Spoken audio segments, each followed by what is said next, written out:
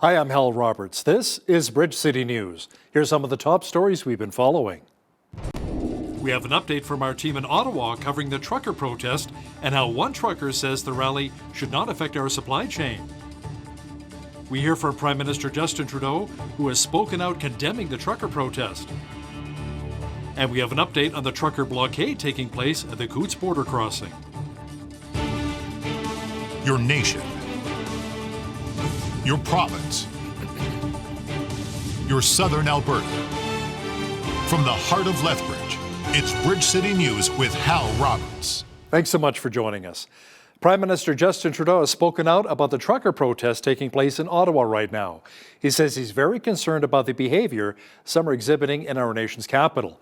There were reports of Nazi flags flying and of a Canadian flag wrapped around a statue of Terry Fox.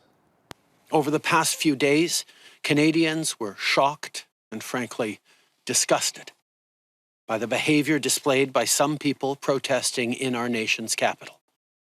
I want to be very clear. We are not intimidated by those who hurl insults and abuse at small business workers and steal food from the homeless. We won't give in to those who fly racist flags. We won't cave to those who engage in vandalism or dishonor the memory of our veterans. PPC leader Maxime Bernier says he stands with our truckers and he explains why he's supporting them during this rally.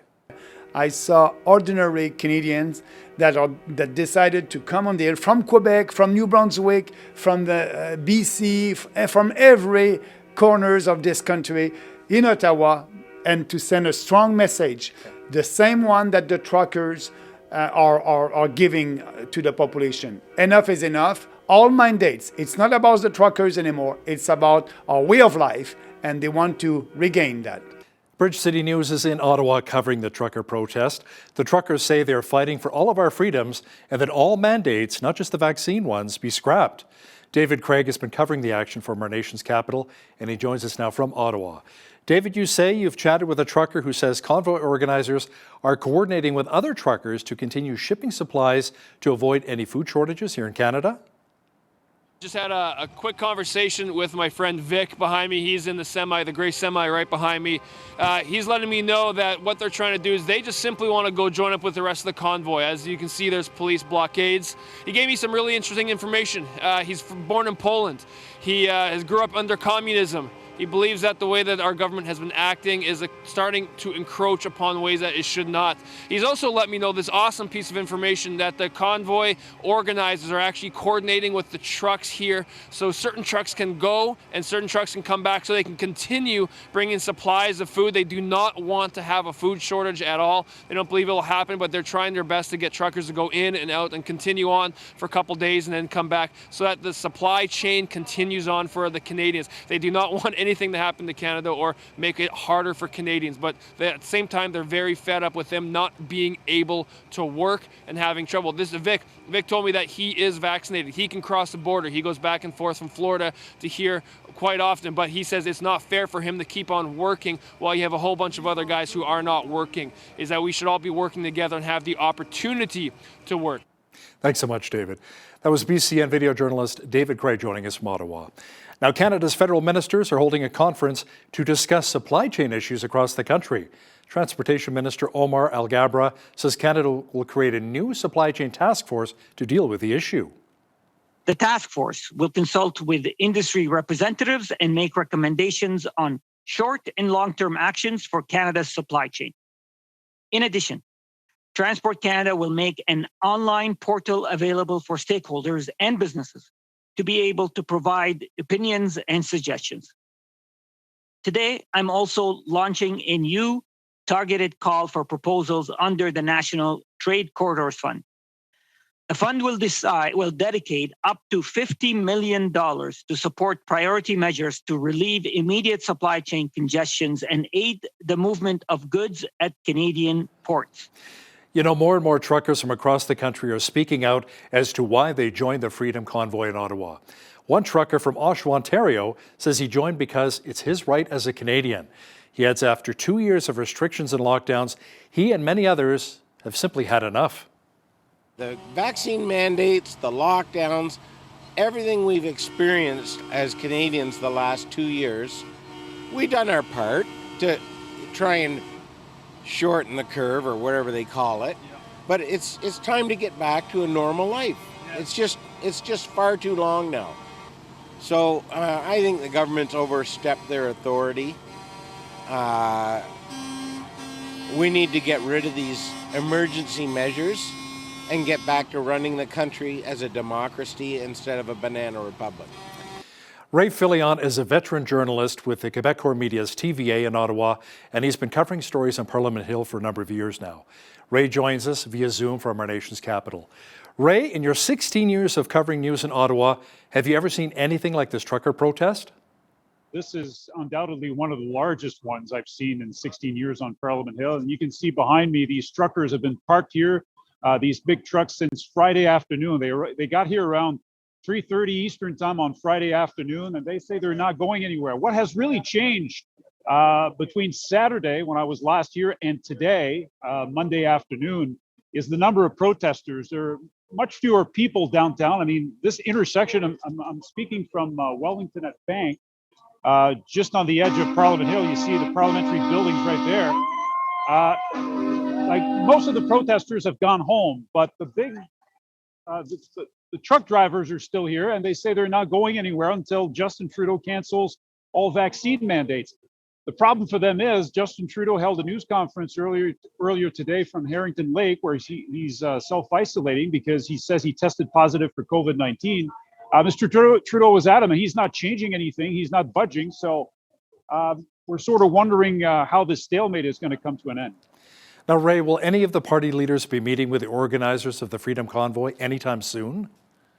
The only one who apparently met with some of the truckers is Aaron O'Toole. I'm saying apparently because we were told by his team that he met on Friday afternoon with some of the truckers outside of Ottawa. We don't know who they were. We don't know if they were leaders, people leading this convoy. But we don't know what was said. We don't know what the outcome of that meeting was. And, we've seen a few politicians here over the weekend, but we haven't seen any party leaders. And Mr. Trudeau certainly doesn't intend to, he's not going to meet with any of them. Ditto for Jagmeet Singh, the leader of the Bloc. And we don't know what's happening with Mr. O'Toole. We can't ask him that question because he's not holding a press conference today, unfortunately. Have you seen any violence break out during this protest? There's a lot of hostility towards the media, members of the media, but I haven't seen any violence myself. I know there were some confrontations over the weekend between some individuals, but by and large, this protest has been largely peaceful, Hal. Well, the other incident that was reported on the weekend has to do with a homeless shelter not too far from here in the Byward Market, the Shepherds of Good Hope. They said that some of their staff were harassed by some protesters who wanted free meals. But by and large, as I said earlier, that was mostly a peaceful protest. It was a party atmosphere. And it continues. And we're waiting to see what the conclusion of all this is going to be. Police said yesterday afternoon they were going to start removing the trucks. It hasn't happened yet. What we understand is that there are talks between Ottawa police and some of the leaders of this convoy, but we don't know for how long they're going to be here. Thanks so much for your time, Ray. That was Ray Fillion, veteran anchor reporter for Quebecor Media's TVA based in Ottawa. Truckers protesting government mandates are still at the Coots border crossing, and it has apparently had quite the impact on the village of Coots, making it tougher for people to get in and out of the area. BCN's Angela Stewart is near the Coots border crossing and joins us now via Zoom. Angela, we have reports that the RCMP tactical squad is there now. What have you seen so far? You can see trucks lined up back to back to back on both sides. This is actually just before the village of Coots, so I'm at the weigh scale right now. But pretty much what it looks to be, they're staying put. They are not moving. I was actually stopped by RCMP coming just into Coots, about 16 kilometers, I'd say, just coming out of Milk River. Highway 4 southbound is completely blocked off to drivers. So anyone coming this way will be diverted back north. We aren't sure. We don't have any confirmation of tactical units being here. But organizers have said that they are not moving until COVID mandates have been dropped by the Kenny government and the Trudeau Liberals. So, Angela, can emergency vehicles get through at this point? It doesn't look to be like just before the weigh scale, there are trucks in the middle of the road, and I didn't even want to go further because I was afraid I wasn't going to be able to get out. So it doesn't look to be like people can even get through the village to even go to the border. That was BCN video journalist Angela Stewart joining us near the Coots border crossing. Now, the mayor of Coots, Jim Willett, says he wants to see the protest in his area come to a peaceful conclusion. If you want to stand along the highway and wave at everybody, fine. If you want to shout slogans at me as I drive by, fine. But don't stop me from going somewhere that I need to go, especially if my job depends on me being somewhere else at a certain time, and I come to this mass of vehicles and the highway on the other side is maybe blocked, and the RCMP and the Volker Steven have shut off the highway access. So for all practical purposes, you've isolated 250 people down here. Willett says he knows of a number of residents in the village who are out in full force supporting the Freedom Convoy in Ottawa. The Alberta government announced today that it has a new program to improve the recruitment and retention of rural doctors. Many Albertans have complained about the shortage or lack of physicians. Health Minister Jason Copping says the time to invest more money into finding these doctors is now. He says the province will put $90 million into rural physician recruitment and retention this year. Part of the actions we're taking also include an innovative new program that I'm excited to outline today. It is a real solution that will get more doctors in rural areas starting this fall. The program will provide financial benefits to new family physicians who practice in rural Alberta. In exchange, these new family physicians will provide 3 years of service in a designated rural community. Alberta's government is proud to be investing $6 million over the next 3 years for the Reside program. A rural Saskatchewan Conservative Riding Association has launched a petition against Tory leader Aaron O'Toole's decision to introduce a carbon tax. It plans to present it to the party's National Council. The petition says O'Toole did not honour the policy Conservatives adopted last March that is against any federal carbon tax or cap-and-trade systems being imposed on provinces. The Riding Association says O'Toole ignored the will of party members. The Lethbridge Airport has undergone significant renovations. The City of Lethbridge put $2.6 million in 2019 toward the airport and then later invested over $23 million through provincial and federal grants. The city has put out a survey called My YQL to get the opinions of residents on how the airport can be improved. And so the survey that's launching today is really going to help us understand, past travel patterns of our customers. So we know that they're flying into Calgary, but beyond that, where are they going? Are they going on to Toronto, Vancouver? What is the final destination of their trip? So we want to be able to gather that data. We also want to understand, looking at future travel desires of customers, and that's both in Lethbridge and the region, because we are an airport that supports the region, of course. We want to get a sense of where customers are looking at traveling to in the future. You can access the survey by visiting getinvolvedlethbridge.ca. Lethbridge City official, the downtown BRZ, and business owners in the city have all come up with a creative idea for parking in our city's downtown core. As Micah Quinn explains now, this unique idea has been in the works for about a year. We already have a multitude of payment options that are available, and we just want to continue to make your parking in the downtown as simple and as easy as possible. The new Business Add Time to Plate program is aimed at businesses that want to pay for their customers' parking. So what happens when we create an account? The business will be given access to a website. That website will store that amount of time that they've pre-purchased, and that time doesn't expire. So now they can distribute, if they bought $10 today and they only give out 15 minutes today, they can give out 15 minutes tomorrow, or however long as that time kind of dwindles down. Then at any point they can contact us and reload that account. Sarah Amies, the community director for the Downtown BRZ, says this program is vital to the downtown core. Very, very grateful to the city in their proactive mode to add this fifth tool to our toolbox, and certainly we will be advertising it, making sure our membership understands how to use it and does use it, again to enhance their clients or their customers' experience downtown. The Owl Acoustic Lounge is one of the businesses here in our city that is taking advantage of the program. And as a business owner, when you have more options to make things simpler for your customers, a lot of people too are really going to be resistant to new parking systems and that. So it's another tool in our toolbox so we can easily serve customers and get them in the door. If you're an interested business owner that is looking for more information on the program, you can contact 311 and ask for the Transportation Department. For Bridge City News, I'm Micah Quinn. The United States and Russia squared off Monday at the UN Security Council. Moscow lost an attempt to block a public meeting on Russia's troop buildup near Ukraine's borders, and Western fears of an invasion continue. The situation we're facing in Europe is urgent and dangerous, and the stakes for Ukraine and for every UN member state could not be higher. Russia's actions strike at the very heart of the UN Charter. This is as clear and consequential a threat to peace and security as anyone can imagine.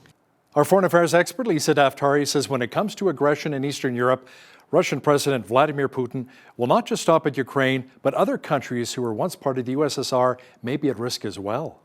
Rogue countries, when dictators, when they get a piece of the pie, they want the whole pie. They want more pieces, and they will not stop. And the Ukrainians are absolutely right. One of the reasons we should care is to stop rogue players from taking advantage of powerless countries and powerless entities and trying to gobble them up. Otherwise, we'll just have 3 or 4 empires. We're going to go back to the empire era.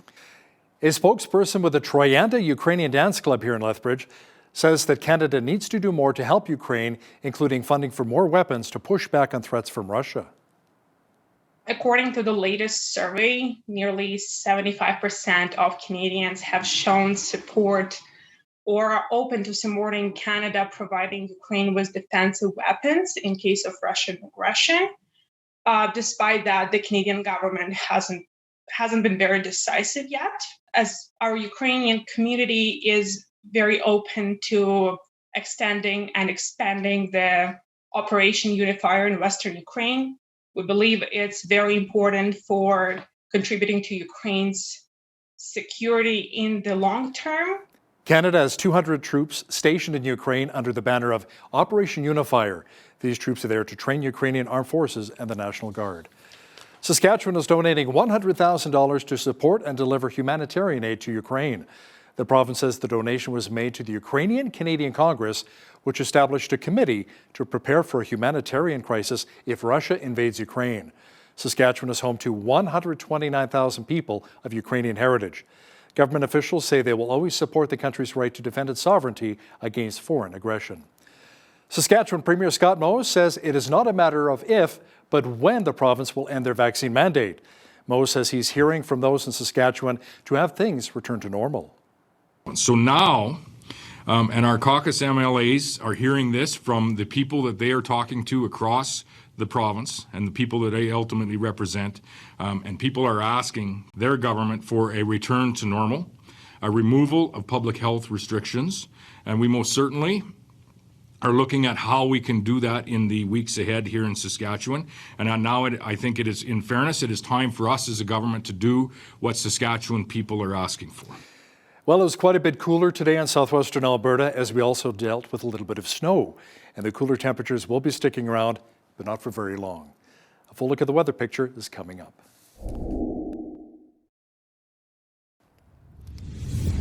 It was a chilly and snowy day here in Lethbridge, but fortunately, the cooler temperatures will not be sticking around very long. Jeanette Rocher is here now with a look at how tonight is shaping up, along with the rest of the week. Tonight in Lethbridge, expect a 30% chance of flurries and winds gusting to 40 kilometers per hour. Overnight low, -16.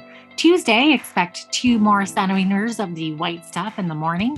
The temperature will remain steady near -17, but the wind chill will make it feel more like -27.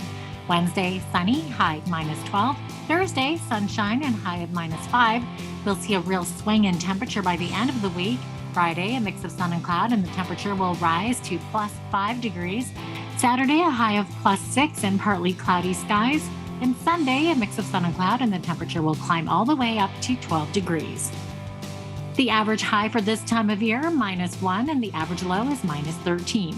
The record high for this day was set back in 1962 when it was 14 degrees. The record low was -40 in 1969.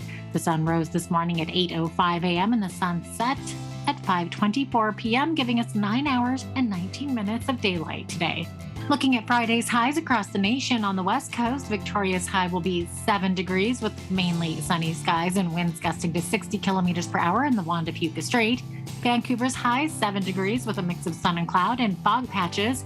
In Edmonton, a 30% chance of flurries with a high of -17 and a risk of frostbite with wind chill. 2 centimeters of snow is expected in Calgary Tuesday morning with the temperature steady near -17 throughout the day. Saskatoon is under a blizzard warning overnight Monday, but sunshine by Tuesday with a high of -20 and a risk of frostbite. In Regina, a high of -18 with snow and blowing snow expected Tuesday and a blizzard warning in effect for Monday night. In Winnipeg, a blizzard will end Tuesday near noon with snow and blowing snow continuing, high -16 but falling to -20 and a risk of frostbite. In central Canada, sunshine and -4 in Toronto. Sunny skies and -2 in both Ottawa and Montreal, not including the wind chill. In Atlantic Canada, sunshine and a high of -8 in Fredericton, -6 is a high in Halifax. Charlottetown will see a high of -9 and a mix of sun and cloud, and partly cloudy skies in St. John's, Newfoundland, and a high of -5. The federal government says it plans to spend money on projects that could ease domestic supply chain congestions, such as moving goods from backlogged ports. Transport Minister Omar Al-Gabra says that's one of the policy responses that could help ease pandemic-strained supply chains and prevent future flare-ups. Al-Gabra met with a handful of cabinet ministers and labor groups to discuss the problems that have driven up the cost of business and the prices of consumer goods. The office vacancy rate in downtown Calgary ticked down to 29.7% in the fourth quarter. The report by commercial real estate firm Avison Young says that is down from 29.9% from the previous quarter. Close to 1.3 million square meters of office space in the city's core is currently sitting empty. But Avison Young says leasing activity is picking up as public health restrictions ease and companies figure out their return to office plans. Now, here's a look at today's markets, which were up nicely today. The TSX was up 356 points in the day to finish at 21,098. The Dow was up 406 points to 35,131. The S&P 500 was up 83 points to 4515, and the Nasdaq was up 469 on the day to 14,239. West Texas Intermediate Oil was up $1.30 to 88.12 US per barrel. Natural gas was up 23 cents to 4.87 US. Gold was up 17 cents to 17.9734 US an ounce, and silver was even on the day at 22.47 US an ounce. Feed wheat is at $11.97 per bushel, barley's at $9.47, canola's at $22.81, and corn is at $10.82 per bushel. Live cattle were up 88 cents to $139.58, feeder cattle were up $3.40 to $163.03, and lean hogs were up 55 cents to $88.48. The Canadian dollar was up slightly over the past 24 hours to 78.68 US.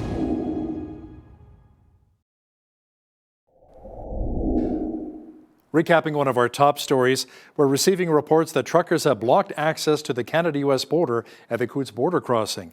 And thousands of truckers continue their rally in Ottawa with Freedom Convoy 2022. Bridge City News is there, and we'll have updates for you on all of our social media channels. A number of prominent Americans have thrown their support behind the trucker protest taking place in Ottawa. American journalist Lisa Daftari will have details for us in just a moment.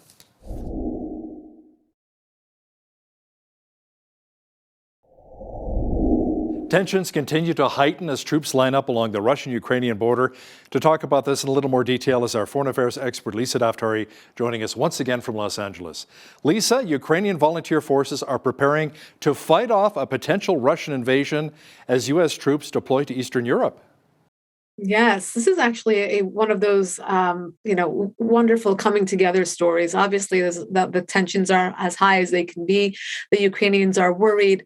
But that's exactly what brings them together. People from all walks of life have volunteered to be on this force of 130,000 volunteers. They're training over the weekends. They come from all different backgrounds and potentials. And they're volunteering to confront this potential invasion from the Russians. What's amazing about this is that what we've seen up to now is the side-by-side comparison saying that the Russians obviously blow the Ukrainians out of the water in terms of their military capability, their military arsenal, and of course, manpower. And when you see 130,000 volunteers come, it might just be a drop in the bucket in comparison to the Russians, but it shows that will to fight for their land, for the sovereignty of their land. They have experience with this, with Crimea, with the Russians trying to invade and take parts of their country before, so they're not going to let it happen this time. And Lisa, the Ukrainian ambassador is warning that Russia is attacking democracy, and you know what? They're not going to stop after Ukraine. That's exactly right. We had an article up at the Foreign Desk, 5 reasons why the Russia-Ukraine conflict should matter to you. And that's us sitting here in the West. Why should it matter to us? Well, it's because when rogue countries, when dictators, when they get a piece of the pie, they want the whole pie. They want more pieces, and they will not stop. And the Ukrainians are absolutely right. One of the reasons we should care is to stop rogue players from taking advantage of powerless countries and powerless entities. And trying to gobble them up. Otherwise, we'll just have 3 or 4 empires. We're going to go back to the empire era, and I think for that reason alone, we should pay attention to what's happening in between Russia and Ukraine. And he's absolutely right. This is not just the Ukrainians' issue. This is something that the whole world needs to focus on. Do you think Putin will go after other countries like Kazakhstan and Belarus, countries that used to be part of the USSR? Right, that's a great question, because why wouldn't he, right? If the message here is that no one's going to do anything about it, they can go ahead and do that. Why not? We already know what Putin's bottom line is, and that's really we should stop and talk about that. He is probably one of the last statesmen remaining on the planet, right? He has made his desire of growing a Russian empire very well known. And in all parts of the world, even though he is not taking it as Russian land or Russian territory, they have influence. If you look in South America, if you look in the African continent, if you look in Syria and all throughout the Middle East, if you look at their relationship with China, their relationship with the Iranian regime, that they want to have or really assert themselves in all of these different foreign policy issues and places throughout the globe. So what would stop them from taking, a little bit of this piece and a little bit of that piece in their own region, which would allow them to territorially expand as well? So I think that it's a no-brainer to say that would be the next thing on their list. The senators in the United States are very close to reaching a deal on legislation to sanction Russia over its actions on Ukraine, Lisa. Now, these measures may even take place before any invasions. What would those potential sanctions even look like? Yeah, this is a great question. And the debate has long been, should we sanction the Russians before they even enter? Would that deter them from entering? Or would they say, well, we got sanctioned anyway. The punishment's already on us. We might as well go in and do what we were about to do, right? And I think that's a very valid question. But it seems like as experts and analysts are warning that it is imminent. It's not a question of if, but a question of when the Russians will invade Ukraine, then they would want to go ahead and speed up the sanctions. And that's why we have the Pentagon and some senators coming together to very quickly put up what they call sanctions that have never been done before, hopefully hoping to, hit Putin where it hurts, that he would draw back from going forward into Ukraine. And obviously the sectors that matter to someone like a Putin would be military, oil, providing oil to Europe, going forward and being included in bodies like NATO and the UN, which we know that the Russians are very sensitive. They want a seat at that table, right? So if we preclude them from involvement in the global community, perhaps that will be a deterrent. It appears as though NATO has no intention of sending any troops to Ukraine if Russia invades. Why not? This is what Donald Trump was talking about, Hal, right? Why aren't these government or these global bodies paying their fair share? Why is it always on the United States to say, we're going to send the troops, we're going to send them the military equipment, and we're going to pay the burden of this when it appears to be obviously a global issue and not just one that's for the United States? NATO has said they're not getting involved. Look, this is very typical of NATO. It's a do-nothing organization. recognition, right? They just like to pat themselves on the shoulder and feel like they're doing something for the global community, and they're not. They're absolutely not. When they refuse to get involved in a situation like this, which does have global repercussions, it's not just an isolated Russia-Ukraine issue, then we know they're for nothing. The United States should not be a part of a body, of a community that does not shoulder the responsibility alongside of us here in the United States. So I think it's really repeating the words of Donald Trump, which is not something we do every day, but we should in some cases, particularly in our foreign policy, because he was right on the money on this one. This is something that he said before he even came into office. As Donald Trump, the entrepreneur, I remember, would go on Fox News and other stations in New York City and say, one of the biggest issues is that the United States needs to hold these bodies responsible for their share. And then they're not doing that. Neither is China, and neither is the UN, neither is NATO. I mean, all these entities are taking advantage of the United States, and it's very apparent in this case. Now, Lisa, the world's not only watching what's happening between Russia and Ukraine, but also our nation's capital here in Canada and Ottawa with Freedom Convoy 2022 and the truckers' protest. A host with the CBC here in Canada was slammed for suggesting that Russia may be behind the Freedom Trucker protests going on in Ottawa. What have you heard? I mean, to me, that sounds ludicrous. Yeah, when in doubt, you blame it on the Russians, right? Regardless of your political party, you say, if I want to dismiss something, I'm going to say the Russians were behind it and they were trying to, insert themselves or sabotage something or get into our country. This is lame. It's dismissive, and there are so many. I mean, I love Canada, and I love Canada even more right now. We are all truckers. We are all with them, and the bottom line here, Hal, for me, I'm going to tear up because this is so important. There are so many people who agree with them. There are so many people who are vaccinated and agree with them. Stop calling it an anti-vax, protest. Stop calling them vandals. Stop putting names on them. Stop saying that Russia's involved. Stop putting swastikas trying to sabotage this movement, because we know that the bad actors, they may be there, but you know what? It deters from the main message is that it is not anti-Semitic, and it is not Russian, and it is not anything but a pure fight for freedom. And kudos to everyone who's involved in this, everyone who's supporting this. I know you have reporters on the ground, Hal, with your network, which is beautiful. We want to know what's going on at every moment. But I think to dismiss this as anything but what it is, which is a grassroots movement for freedom, for people who say enough is enough.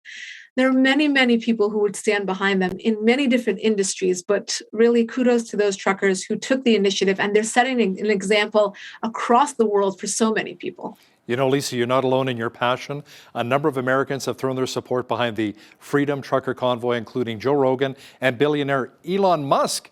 Truckers are receiving support from everywhere right now.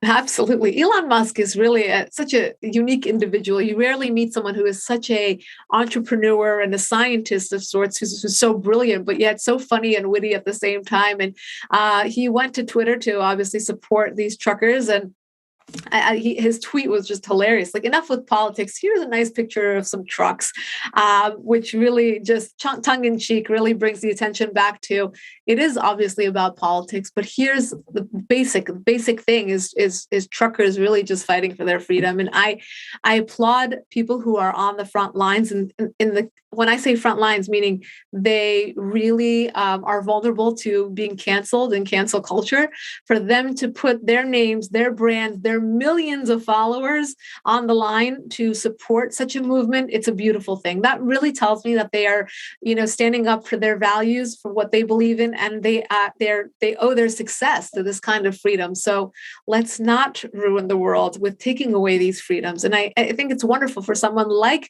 Elon Musk, who's such a true capitalist, to be fighting for these values. And Joe Rogan, of course, is really the talk of the town these days with his podcasts. And what's interesting is that he's a liberal who's just fighting for the truth, and he's been so pigeonholed because of that.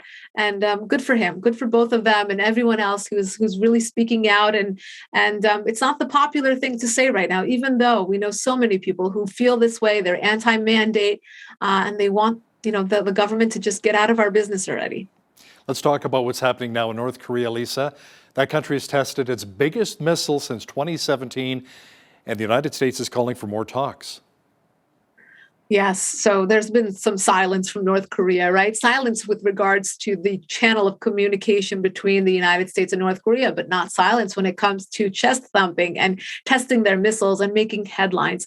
The North Koreans have yet again made headlines about their missile program, and they want the world to know that they're onto something. And of course, Washington had a very knee-jerk reaction saying, we got to call for talks right now because this is getting really serious and really out of hand. So let's see if we can rectify the situation. Let's see if the North Koreans are even open to sitting down, because it looks like, when you have such a rogue player, what would benefit in sitting down with the Biden administration right now? We'd have to see what they would want, how it would behoove them, and what we can do to stop them from the path that they're on. Lisa, a new report from the United Nations says the Taliban has killed scores of former Afghan officials. Tell me more about that. Yeah, this is obviously something we knew that was going to happen in Afghanistan when they would go after those who worked for the previous government and the previous president in the previous military. I actually was able to interview someone yesterday who escaped Afghanistan by going to one of these safe homes that's run by private organizations that are based out of the United States, and able to get out of the country that way. This individual was working for the president and was obviously threatened. He was able to go out onto the outskirts of Afghanistan and escape through this after staying in the safe home, and then get out. Not everyone is as lucky. Not everyone can leave their family. Not everyone can get out and get to one of these safe homes in time. And of course, the Taliban's going after every single one of them. They do not want to deal with a coup. They do not want to deal with an uprising. They do not want to be displaced. They want to stay in power. And to do so, they need to get rid of the old guard. And that's exactly what they're doing. And it's horrific, because these are hundreds of Afghans who served their country, who served proudly and bravely. And many of them, the ones that stood back and stood behind, well, they wanted to fight for their country. So these are among the most courageous of the fighters. And it's very, very sad. But I thank you for bringing additional attention to this story, not letting the Afghan people out of our scope. Very sad indeed. Absolutely, Lisa. The United Arab Emirates said it has intercepted a ballistic missile fired by an Iranian-backed Yemeni group as the UAE hosted Israel's president.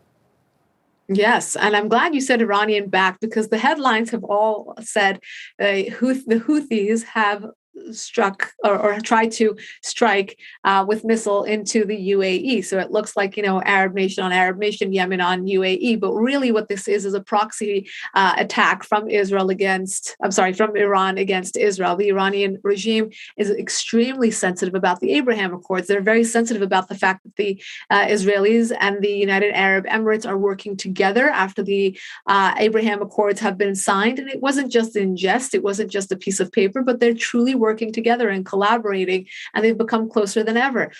Israeli President Herzog was in Dubai when this happened, and he, again, it being a symbolic attack, and they went again forward with their meeting, not letting this deter them. It was intercepted, and who knows? Someone wrote an article about how this may be just the beginning of the UAE getting the Iron Dome technology from Israel, yet another collaboration between the two countries. But this, at the very root of it, is obviously the Iranian regime's allergic reaction to the Abraham Accords, wanting to strike Israel where it can in a proxy setting, and showing the UAE that they are not very happy with the decision that they've made to normalize their relations with Israel.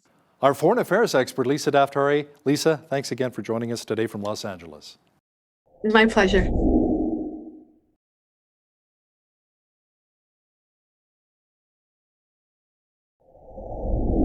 The COVID-19 pandemic has impacted all of us, and it's also impacted many of our homeless population. To talk about the challenges of our homeless, the working poor, and those with addictions is Ken Kissick. He is the co-founder of Streets Alive Mission in Lethbridge. Ken, so great to have you back on again today. Welcome back. Thank you for having me. Absolutely. So Ken, before we get into anything about COVID, we have had some bitterly cold days and weeks this winter, especially back around the holidays. It was pretty bad back then.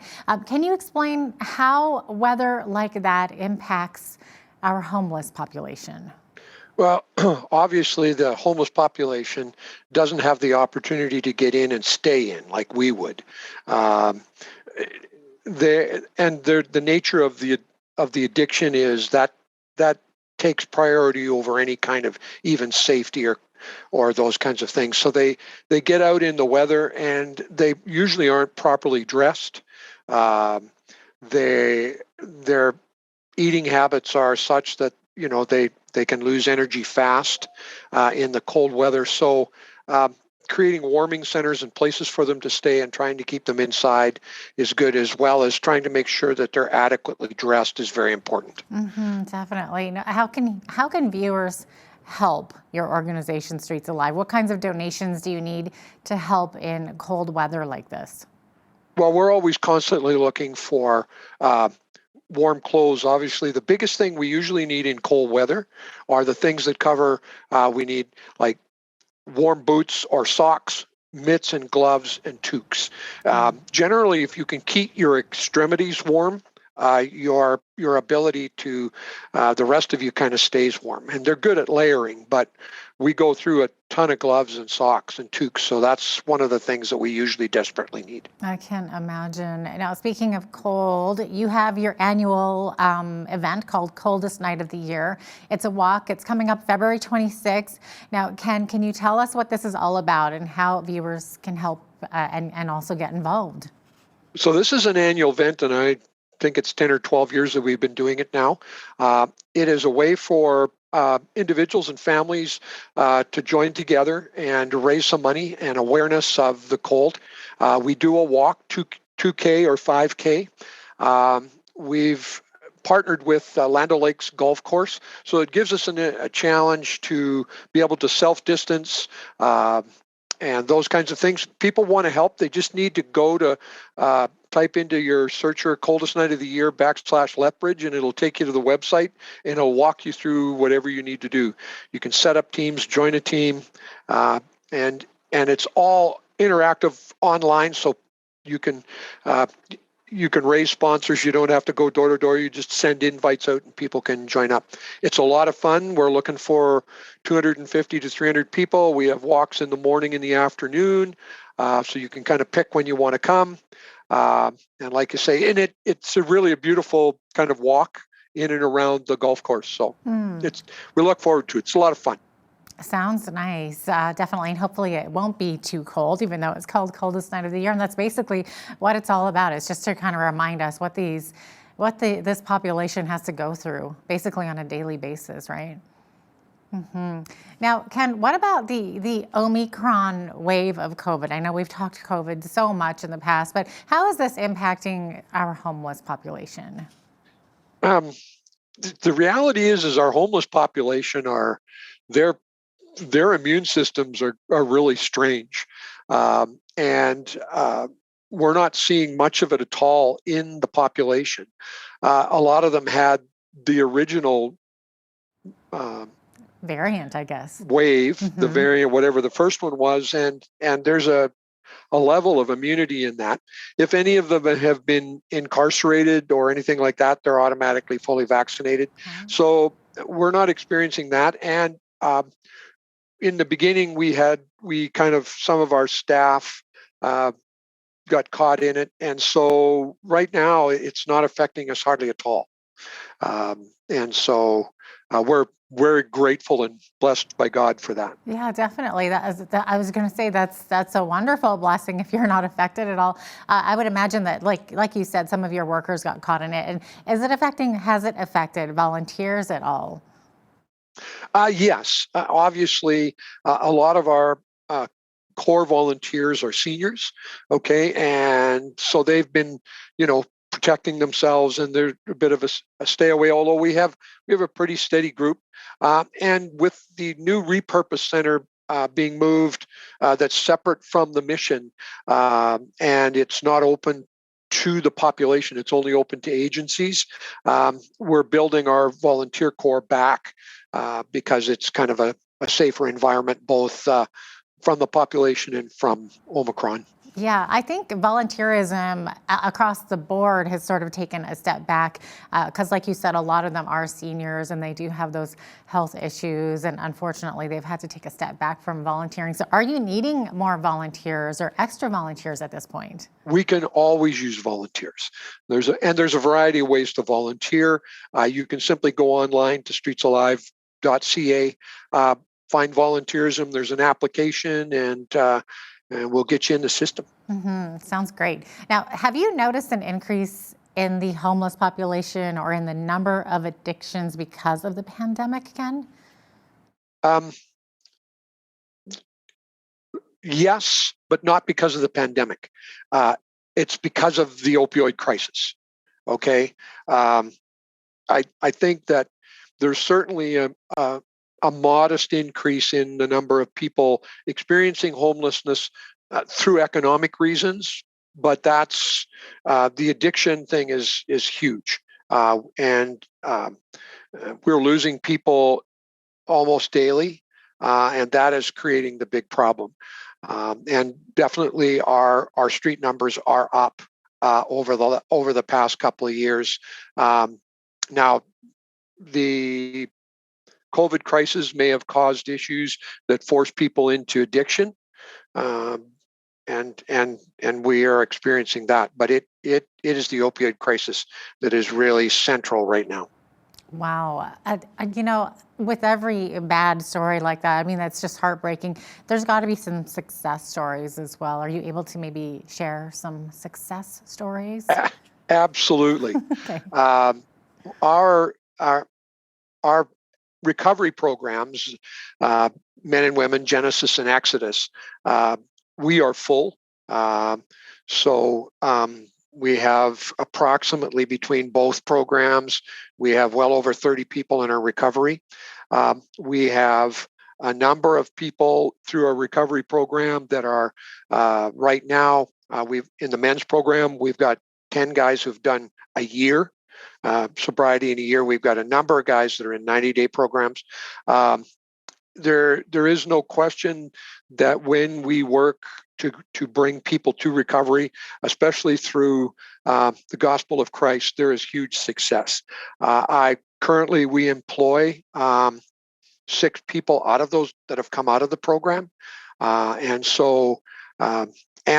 others have returned to work. Other places, we've got a couple of guys that are over 2 years now. They've been reconnected with their children. It's just very exciting. So yes, there is success, and there's success in the community. We've got, Alpha House with their program, Fresh Start South Country with their program, SAMS. We're all working together to make a dent in this crisis, but it's still very significant, and it's very expensive. Oh, I would imagine. Is that another way that viewers can help? Absolutely. I mean, financial resources are key for us. To be perfectly honest, though, one of the number one things that we are desperate for, that our viewers can help with, is prayer. There is only one way to solve this problem, and that's through the intervention of God and Christ. And so prayer would be our number one priority and our number one need. Now, you had mentioned, of course, these wonderful programs that Streets Alive conducts, which is Exodus Men's Life Recovery Program and then Genesis Women's Life Recovery Program. And you mentioned some success stories there. Can you maybe explain what happens here at these programs, just so our viewers understand a little bit better? Yeah. So both programs are what we call recovery programs, and the programs have a combination of classes and activities and things that are centered around life skills. They're centered around giving people tools, in other words, to deal with it. But one of the keys for us is we have involved in the program is also the things that chases after the core issues. Almost all addicts are there because of a trauma or traumas that they've experienced in their life at some point, and that's the thing that a lot of our problems, our programs go after. And of course, we do it. They're faith-based and Christ-centered, and so it's really getting them to let Christ in. But if we can deal with that original trauma, that's where the success comes from. Wow. It's healing. Yeah. And once people are healed, they're way better. Wow. It sounds like a lot of counseling goes in there. That's amazing. It's counseling with love. You got to have a lot of love and a lot of patience. But when we started 30 years ago, when we were dealing with alcohol and paint thinner and hairspray, we had time. With the opioid crisis, we can have a person that relapses. We bring them in and they relapse and they're dead the next day. There is no room anymore. So we are very focused on when we get people in, keeping them in and keeping them moving forward because the relapse can be deadly. Oh, God, it's just amazing the work that you guys are doing. Now, a big part of helping to turn some people's lives around is providing a solid education as well. We talked about counseling with love, but now there's also education. So let's talk about the Ask Learning Center. So ASK Learning Center. What's that all about? Well, so Ask has been rolled into Genesis Connect. And Ask was primarily the recovery system. Okay. But again, within those programs that we teach, we also work towards offering them and moving them into moving forward. So the recovery programs are 3 stages. Stage 1 and 2 focus on they're living in housing. We're working with them. There's daily classes and all of those opportunities. Stages 3 and 4 are when we've moved them out into either part-time work or education. So we've had a couple of women who've gone back to university. We've had men who now are completing their journey.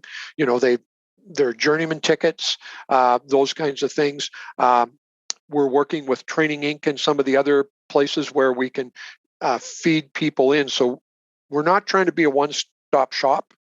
We use the resources of the community, but and Genesis Connect is a separate women's building, okay, and we do what we call DIY there. So they do arts and stuff like that, but we have stuff that they're selling.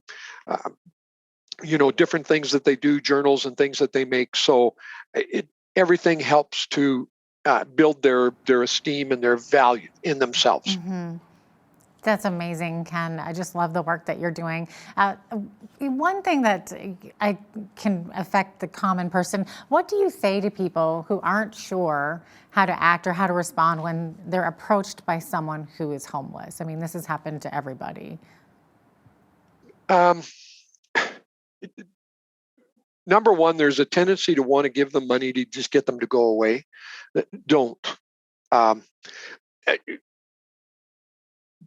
They will appear aggressive, okay, and it's okay to be able to just kind of firmly say, look, give me some space. What is it you need? Okay. Are you hungry? And if they're hungry, you can get them something. The biggest they can do thing is just refer them. Say, look, most of them come to Streets Alive. Just say, go to Streets Alive. I support Streets Alive. I provide funding to them. So you go there and get your help. Okay. That's really the best thing you can do. Plus, go to the soup kitchen, go to Alpha House. Just say, and if you support those organizations, and I hope you do, then just say, this is who I support. So go there, because that's how I help you. Mm-hmm. Yeah, I would imagine the basic needs, though, for these people on the street are the food, the clothing, the shelter, encouragement, helping in beating their addictions. That still needs to be the number one key there. And like you said, send them to Streets Alive. We're better a place for them to get the help and the love that they need. Absolutely. Yeah. Do you want to put in another quick little plug for Coldest Night of the Year? It's coming up. Yes, Coldest Night of the 26th. Year. Please, it's a great family event. So this is something where you can bring your kids out. You can bring your grandkids out. You can all sign up. If you do the 5K walk, it's about 45 minutes. And there's hot chocolate stations and all that kind of stuff. And so it's a great way to get out and spend an hour or two and raise some money for Streets Alive. So Coldest Night of the Year / Lethbridge. join a team, make up a team. If you have any questions at all, you can call Streets Alive and ask for Jennifer or Allie, and they would be glad to help you. Awesome. Thanks so much, Ken, for speaking with us today. Appreciate having you on again. Thank you for having me. It's always a pleasure. Ken Kissick is the co-founder of Streets Alive Mission in Lethbridge. I'm Jeanette Roche on behalf of all of us here at Bridge City News. Thanks for watching.